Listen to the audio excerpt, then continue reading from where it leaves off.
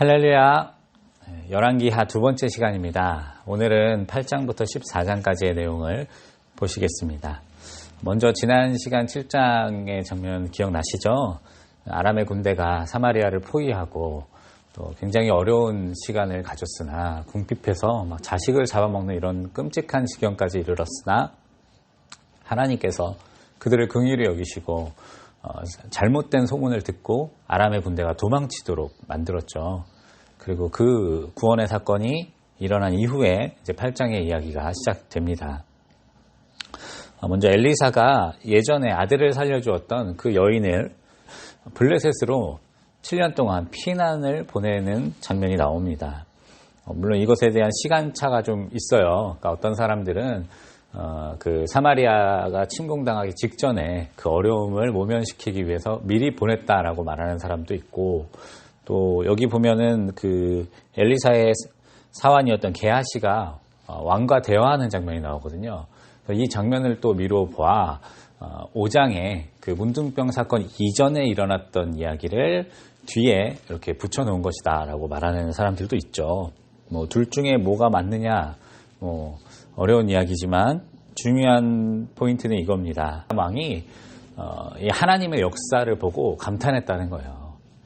또 다시 말하면 하나님께서 그 아람의 군대가 물러간 사건이 그냥 정치적인 이유로만 그들이 물러간 게 아니다. 이 여인의 이야기를 보는 것처럼 하나님의 역사다라는 것을 강조해주는 그런 포인트라고 할 수가 있습니다. 그러면서 그 뒤로 엘리사가 다메섹, 그 아람의 수도로 가 있는 이야기가 또 나오거든요. 이것 또한 하나님께서 단순히 이스라엘만 통치하시는 분이 아니라 아람이라는 대제국을 움직일 만큼 위대하신 분이다. 그래서 아람의 철수가 이렇게 쭉 연결되는 거예요. 아람의 철수가 그 온 우주 만물을 다스리시는 하나님의 힘으로 이루어진 것이다라는 걸 강조하는 내용이죠.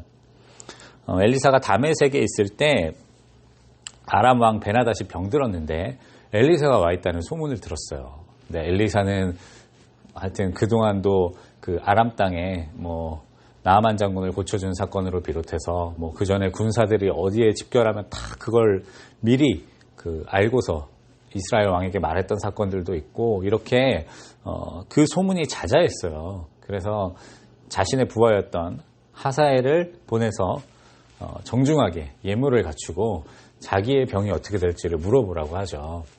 그때 엘리사가 그 베나닷 왕의 그 병을 위해서 찾아온 하사엘에게 그가 나을 것이지만 또 반드시 죽을 것이다 라는 예언의 말을 해줍니다. 그리고 하사엘의 얼굴을 한참을 민망할 정도로 바라보다가 우는 거예요. 그래서 깜짝 놀랐죠. 선지자님 왜 우십니까? 그러자 엘리사가 이야기합니다. 당신이 내 조국 북이스라엘에 할 행동들을 하나님께서 보여주셨기 때문에 운다. 당신이 정말 잔혹하게 북이스라엘을 괴롭힐 것이다. 그러면서 왜냐하면 당신을 아람의 왕으로 하나님이 세우셨기 때문이다 라고 이야기하죠. 이 말을 듣고 하사엘은 돌아가서 베나닷 왕을 암살하고 자신이 왕으로 등극하게 됩니다. 근데 이 일련의 과정들로 미루어 보아 이제 많은 성경학자들이 이미 하사엘이 반역을 꾀하고 있었고 이 엘리사를 통해서 그것에 대한 확신을 얻고 실행했다라고 말하고 있어요. 근데 아무튼 중요한 건 이겁니다. 이런 대제국 아람조차 하나님께서 계획하시고 움직이신다라는 것이죠. 그러면서 유다 왕의 이야기가 나와요. 성경에서 열왕기에서 갑자기 북이스라엘의 이야기가 메인 스토리인데 그것을 주로 하다가 남유다의 또 계보의 이야기가 나올 때는 그 중요한 이야기가 하나가 끝나고 새로운 이야기가 시작될 때 이런 현상이 나타납니다.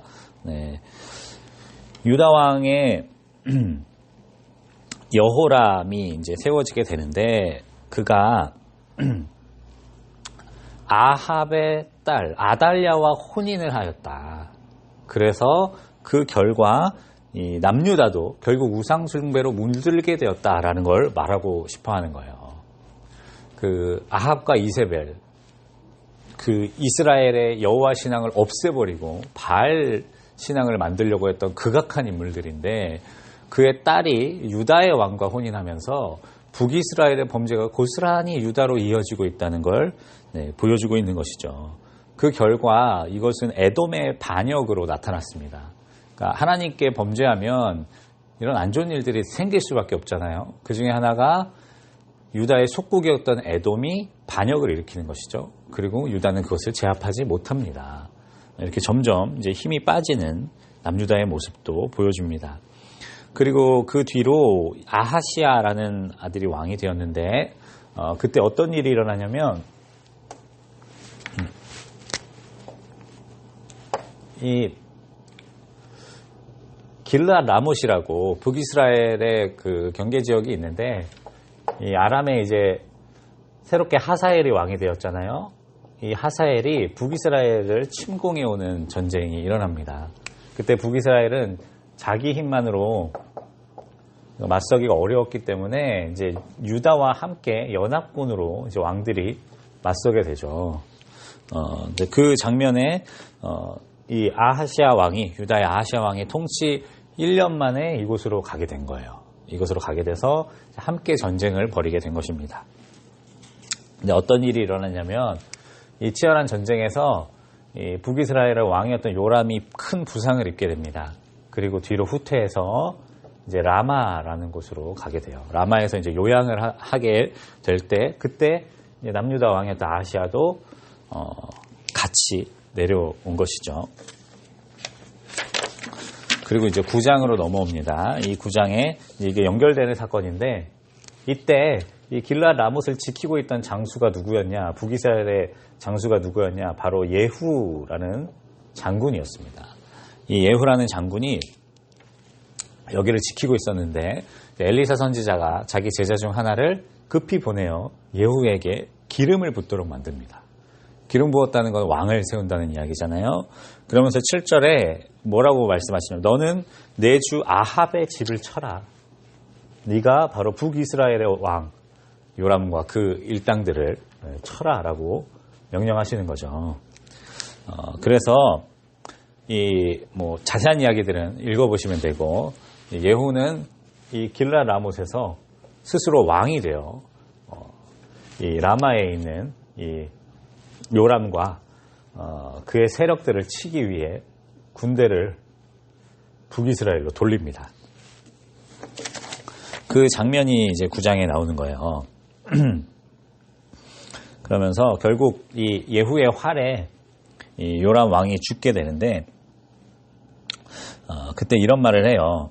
뭐냐면 25장에 예후가 그 요람의 장관이었던 빅갈에게 뭐라고 말하냐면 예전에 너와 내가 지금 왕인 요람의 아버지 아합이 살아있을 때 그때 그를 모시고 다닐 때 엘리야 선지자가 한 예언을 듣지 않았냐. 그 예언이 지금 나를 통해서 이루어진 것이다 라고 말하며 그 자기가 반역을 일으키는 그 정당성이 하나님께 있음을 말하고 있어요. 사실이죠. 그리고 그 엘리야의 예언대로 결국 이 아합의 가문은 예후의 칼에 의해서 심판을 받게 되고 아합의 가문, 오므리 왕조라고 부르죠. 그 오므리 왕조는 완전히 멸절하게 됩니다. 그런데 이 과정 안에서 이 함께 라마에 있었던 유다의 왕도 같이 죽게 돼요. 아하시아 왕도. 그래서 그의 통치 기간이 1년밖에 되질 않는 겁니다. 이걸 미루어 보아. 그리고 그 뒤로도 유다의 왕자들이 또 죽는 사건들이 나타나거든요. 이것을 미루어 보아 하나님께서는 이 예후의 칼을 통해서 단순히 북이스라엘만 치시려고 한 것이 아니라 똑같은 범죄로 물들어 버렸던 유다까지도 치시는 그런 모습을 보여주신다는 걸 알 수가 있어요. 그리고 실제로도 이 종교개혁의 물결이 이 위에서 예후로부터 시작돼서 유다까지 내려옵니다. 그런 내용들을 우리가 볼 수가 있어요. 이제 10장으로 넘어오면 그 아들들이 이제 살해당하는 장면이 나오는데 이제 예후가 라마에서 왕을 죽이고 그리고 아직 수도는 사마리아잖아요. 사마리아에 있는 거기 이제 수도니까 그 온갖 그 대신이라든지 각종 중요한 사람들이 거기 몰려 있었을 거 아닙니까? 거기에 선전포고를 하는 거예요. 너희들한테는 왕의 아들들이 있으니 그리고 사마리아가 굉장히 강력한 그 성읍이었잖아요. 성도 있으니 나랑 한판 붙자. 이렇게 딱 보낸 거예요. 누가 왕인지 가려보자. 그랬더니 이 용맹한 예후, 그렇잖아요. 이 아람이라는 제국과의 전쟁을 주도했던 인물이니 그의 군사적 힘이 정말 막강했겠죠. 그 예후에게 완전히 항복을 선언합니다. 당신이 우리의 왕입니다. 그러자 예후가 항복의 조건으로 이 아합의 아들들의 목을 요구하죠. 그리고 그들은 응하고 아합의 아들들의 목을 쳐서 예후에게 주면서 엘리야를 통해 주셨던 이 예언이 완전히 성취되는 모습을 보여줍니다. 이 과정에서 아직 이 북이스라엘에서 벌어지는 일들을 전혀 모르고 이 아하시아의 형제들이 그 요람 왕을 뭐랄까 위문하러 병문안하러 올라가다가 예후한테 걸려서 또 42명이나 죽게 되는 사건이 일어나게 되죠. 그러면서 여기 좀 이제 좀 짚고 넘어가면 좋을 알쏭달쏭한 이야기. 10장 15절에 보면 자기를 맞이하러 오는 레갑의 아들 여호나답을 만나는 장면이 나와요. 그러니까 레갑이라는 건 겐 족속, 즉 모세의 장인이었던 이드로의 그 족속을 말하는 것인데, 이 구약 성경을 보면 이 이드로의 족속들을 굉장히 신비롭게 봅니다. 그런 그 뉘앙스들이 많이 있어요. 예레미야에도 이제 이 겐 족속이 나오는데, 경건하고 뭔가 신비로운 사람들인데 그 사람들이 이제 예후를 환영하는 모습을 보여주면서 예후의 반역이 단순히 어떤 군사적인 정변이 아니라 이 거룩을 위한 방편이다라는 것을 이렇게 뒷받침해주는 그런 장면이라 할 수 있습니다. 그리고 이제 예후가 본격적으로 북이스라엘에 있는 이 바알 숭배 신앙을 없애려고 이제 계획을 세우죠. 그것이 바로 나는 바알을 아합보다 더 사랑한다 이렇게 속여놓고, 그리고 바알의 제사장들을 한자리에, 전국에 있는 바알의 제사장들을 한자리에 모아서 몰살시키는 이런 사건이었습니다. 여기까지는 너무 좋았는데, 그러나 29절에 보면 이스라엘에게 범죄하게 한 느밧의 아들 여로보암, 북이스라엘의 초대 왕입니다. 여로보암의 죄, 곧 베델과 경계지역과 단에 있는 금송아지를 섬기는 죄에서는 떠나지 않았다라고 예후를 총평하고 있습니다.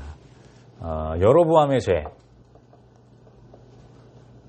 우리 그때 한번 이렇게 정리를 했었는데요. 이렇게 한 줄로 요약하자면 이런 겁니다. 왜곡된 여호와 신앙. 여호와 신앙인데 변질되었어요. 오리지널이 아니에요. 어떤 의도로 변질되었느냐? 정치적 목적으로 변질된 것입니다.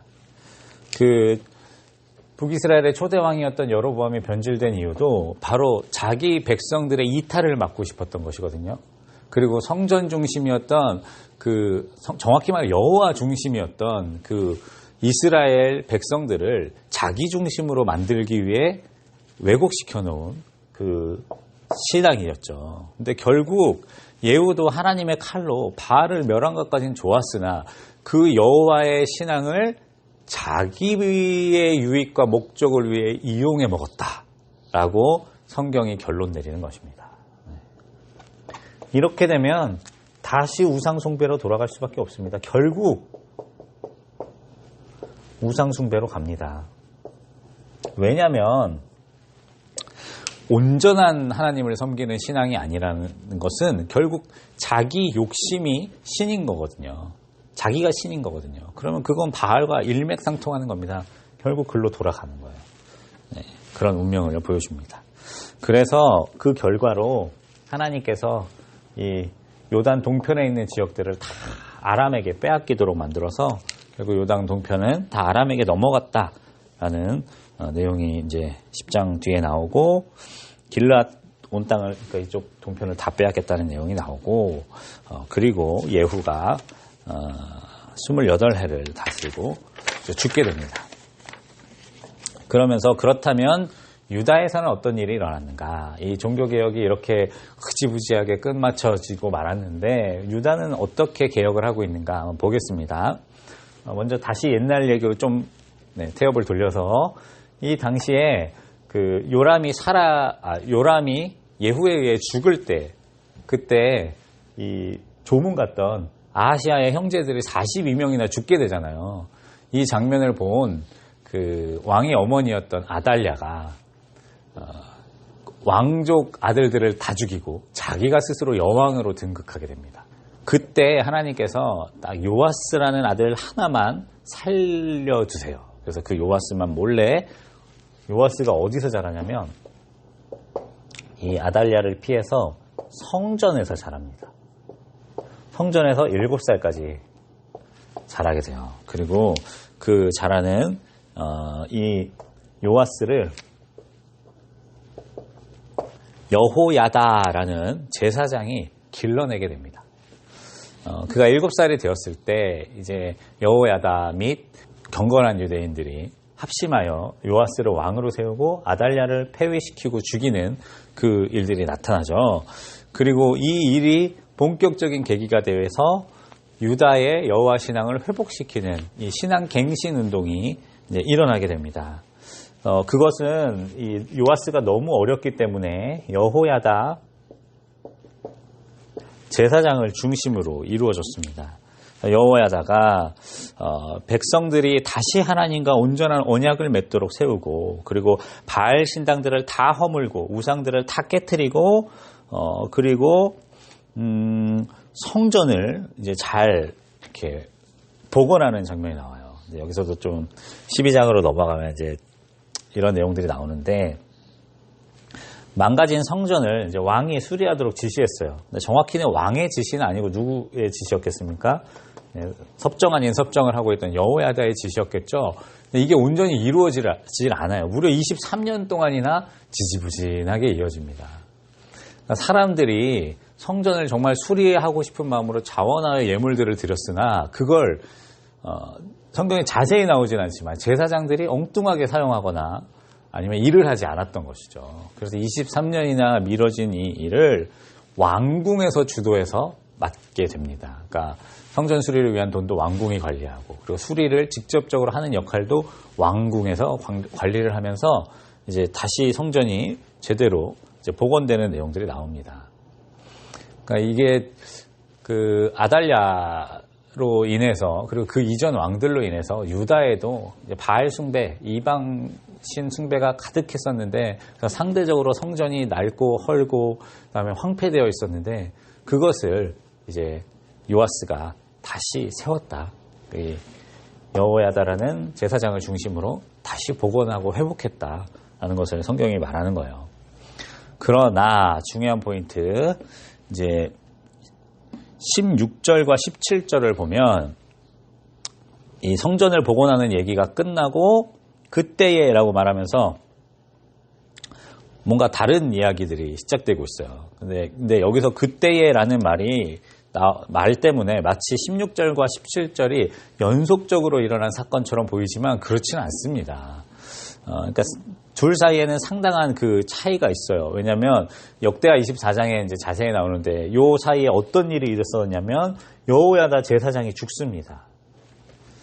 그러면서 요아스가 하나님 중심으로 백성들을 통치하는 것이 아니라 과거 왕들의 악행을 답습하며 우상 숭배, 아세라 숭배를 허용하는 그런 장면이 나오거든요.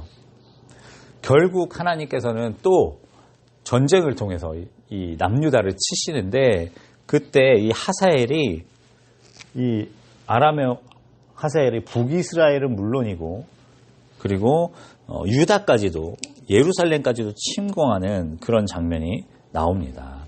그러니까 여기 이제 블레셋 지역, 블레셋 영토 이제 가드 지역까지 하사엘을 치게 되는데, 그리고 치고 나서 이제 예루살렘으로 진격해 들어와요. 그때 유다가 맞서 싸우러 나갔다가 대패를 하게 됩니다. 대패를 하면서 어쩔 수 없이 그 하사엘에게 조공을 바치는데, 그때 이렇게 어렵게 복원했던 성전의 재물들을 싹 긁어다가 하사엘 왕에게 바쳐요. 얼마나 비참한 처지에 빠졌습니까? 그러니까 이 요아스도 처음에는 그의 그 대리부라고 할 수 있죠. 대부라고 했어요. 대부였던 여호야다 제사장 아래서 하나님을 잘 섬기다가 결국 막바지에 미끄러지는 북이스라엘과 비슷한 모습이죠. 예후가 막판에 또 다시 망가지는 모습과 비슷한 모습을 성경이 보여주고 있습니다. 그리고 이 요아스도 결국 죽게 됩니다. 13장으로 넘어오면 이스라엘 왕 여호아하스가 이제 왕이 되는 내용이 나옵니다. 예후가 죽고 나서 이제 물려받은 왕이었는데 그에 대한 기록은 뭐 길진 않아요. 그가 주된 내용은 여로보암의 죄를 따라가고 거기에서 떠나지 않았다라고 말하는 것으로 보아 그 아버지 예후와 같이 이 하나님을 정치적으로 군사적으로 이용하는 그런 잘못된 신앙의 길을 답습했다라는 걸 볼 수가 있어요. 그래서 하나님께서는 이 하사엘과 그의 아들 베나닷을 통해서 이제 그 북이스라엘을 또 치십니다. 그래서 여호아스가 하나님께 간구하게 되는 장면이 나와요. 그리고 하나님께서는 그제라도 간구하는 여호아스의 간구를 들으시고 이스라엘 백성들을 또 건져주시는 내용이 나오는데 여호와께서 이에 구원자를 이스라엘에게 주시매라고 나오는데 여기서 나오는 구원자가 누군지 명확하지가 않아요. 그런데 정황상 추측해 볼 때 이 아시리아의 왕이었던 아다드랄이 3세라고 말합니다. 저도 몇인지는 잘 모르지만 그 당시의 역사로 보면 이제 이 아람이 계속해서 북이스라엘을 신경 쓰면서 여기를 차지하려고 했는데 그때 이제 아수르가 아람을 치면서 아람이 주춤했던 것이죠. 더 이상 건드릴 수가 없게 되는 그런 상황이 발생하게 된 것이죠. 이제 여호아스는 죽게 되고 그의 아들이었던 요아스가 왕이 되게 되는데 엘리사가 죽는 사건이 나타납니다. 그때 엘리사가 죽을 때 요아스 왕이 엘리사에게 찾아가서 이렇게 얘기해요. 내 아버지여 이스라엘의 병거와 마병이여. 어디서 많이 들어보셨죠? 네. 엘리야가 하늘로 올라가고 나서 엘리사가 엘리야를 보며 했던 말이었죠. 제가 그때 이제 이것이 엘리사의 사역의 방향을 또 보여준다 그랬는데 이 말대로 엘리사는 그 엘리야가 했던 영역을 뛰어넘어 군사적인 역할에도 깊이 관여했던 선지자였죠. 아무튼 그가 이제 죽을 때가 되어 마지막으로 이 요아스 왕에게 이제 좋은 그것을 줍니다. 근데 이게 중요한 게 뭐냐면 요아스가 엘리사 즉 하나님의 사람을 이스라엘의 병거와 마병이여라고 하며 인정했단 말이에요. 의지했어요. 그러자 하나님께서 그의 그 모습을 보시고 아람을 3번 전쟁에서 이길 수 있는 기회를 허락해 주신단 말이에요. 하여튼 이렇게라도 여호와 하나님을 진짜 인정해드리면 여호와 하나님은 역사하신다는 거예요. 역사에서 승리를 주시고 주도권을 쥘 수 있도록 만들어 주신다는 거예요. 우리들에게도 굉장히 중요한 교훈이죠. 저와 여러분들에게도 굉장히 중요한 교훈입니다. 우리가 삶에서 하나님을 인정해드리지 않으면 하나님의 역사가 안 일어납니다. 물론 하나님의 높으신 긍휼로 어쩌다가 간혹 그런 경우들이 발생할 수 있겠지만 여러분 그렇지 않아요. 하나님을 인정해드리는 곳에서 하나님은 하나님의 살아계심을 나타내시는데 이 요아스가 그렇게 선한 왕은 아니었으나 이때 잠깐 하나님을 인정해드린 것만으로도 하나님께서는 아람을 칠 수 있도록 은혜를 베풀어 주시는 거죠. 그리고 뭐 엘리사가 죽은 뼈에 시체가 닿았다 살아나는 뭐 이런 이야기를 통해서 엘리사의 죽음도 엘리야와 못지않게 굉장히 신성한 사건이다라는 걸 성경에 보여주고요. 그리고 이제 요때에 이제 요아스가 그 하사엘에게 빼앗겼던 북이스라엘의 영토를 다시 회복하게 되는 그런 내용이 나옵니다. 근데 이제 14장에도 나오겠지만 북이스라엘뿐만 아니라 남유다도 이제 이 에돔을 회복하고요. 그리고 나름대로의 세를 다시 강하게 만듭니다. 근데 이 사건을 봤을 때 그들이 잘 되고 있는 걸 보잖아요. 그러니까 하나님을 잘 믿었나? 이렇게 생각할 수 있는데 그렇지가 않습니다. 요때 잘 된 이유는 하나님과 상관없는 이유였어요. 무엇이었냐면 이쪽 남쪽으로 있는 이집트는요, 내전으로 혼란스러울 때였고요. 그 다음에 이 동쪽의 패권국이었던 아람은 지금 신흥 세력 아수르와의 싸움으로 피폐해져 있을 때고요. 그 다음에 이쪽 터키 지역이죠. 터키 지역 위쪽으로 있던 히타이트는 4분오열되어 가지고 힘을 쓰지 못할 때입니다. 그러니까 이런 역사적인 이유로 이 중요한 길목, 그 세계 대륙이 만나는 이 중요한 길목에 있는 이 팔레스틴 지역을 아무도 안 건드렸던 거예요. 예전엔 여기서 치고 저기서 치고 여기서 치고 이래서 맨날 약했는데, 이때는 세 나라가, 이 세 제국이 동시에 뭘 칠 만한 여력이 없었던 거예요. 그래서 여기서 잘 성장할 수가 있었던 것이죠. 그런 이유입니다. 아무튼 유다 왕의 이제 아마샤도 이제 왕이 되어서 에돔을 다시 회복하고요. 그리고 나서 이 기세등등한 마음을 가지고 이제 북이스라엘에게 한판 붙자, 이렇게 선전포고를 합니다. 우리도 좀 세졌어. 그러니까 우리 한판 붙자. 이렇게 나왔다가 이제 또 대패를 하게 되죠. 그래서 예루살렘이 성벽이 이제 400규빗, 지금으로 따지면 한 200m 이상이 헐리는, 얼마나 수치스럽습니까? 자기의 수도의 성벽이 헐리는 이런 수치스러운 일을 겪고 많은 그런 모습들도 나옵니다. 그러니까 이 장면만 봐도 잘 나가는 게 하나님 때문이 아니라 이런 여러 가지 복합적인 상황들 때문에 잠깐 악인이 형통한 것처럼 빛을 발하는 그런 모습을 보여줍니다. 그리고 이 일을 주도했던 이제 아마시아 왕도 죽게 되고, 그리고 이스라엘의 왕 여로보암 2세가 이제 등극하게 됩니다. 이 여로보암 2세는 이런 주변 상황에 맞물려서 북이스라엘을 거의 그 솔로몬의 영토만큼 회복시켰던, 그러니까 정치적으로 아주 대단한 인물이었습니다. 근데 그가 또 펼쳐지는 이야기들 이제 다음 시간에 같이 공부해 보도록 하겠습니다. 네. 수고 많이 하셨고요. 오늘은 여기까지 하겠습니다. 다음번 분량은 제가 따로 공지해 드리도록 하겠습니다. 수고하셨습니다. 성역 공부 화이팅!